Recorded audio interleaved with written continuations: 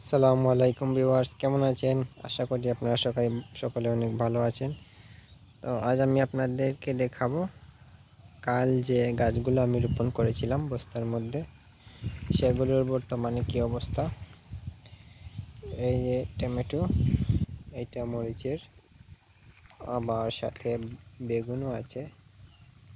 এই সকল গাছগুলো আসলে 12 মাসে ফলন দিয়ে থাকে। আমরা নার্সারি থেকে কিনে নিয়ে এসেছি।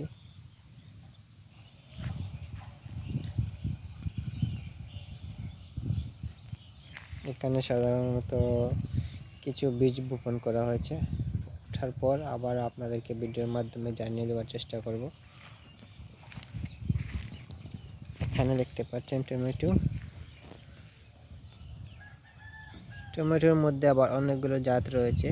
তার মধ্যে আমার সবচেয়ে ভালো লাগে রাজা।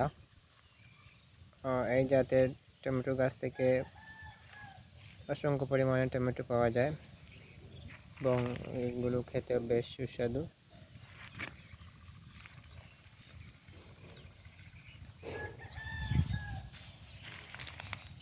এই বস্তাগুলো কাল প্রস্তুত করে কালই এগুলোতে গাছ লাগানো হয়েছে। বস্তাগুলোর মাটিতে আমরা মিশিয়েছি বালি, ছাই, জৈব সার এবং মাটি। এই চারটি মিশ্রণে আমরা এই বস্তাগুলোর মাটি তৈরি করেছি। গাছগুলোতে পর্যাপ্ত পরিমাণে পানি প্রয়োজন, সকাল এবং সন্ধ্যা 2 টাইমে পানি দেওয়ার প্রয়োজন। তো ভিউয়ার্স, আজকের ভিডিও এই পর্যন্তই। ভালো থাকবেন সবাই।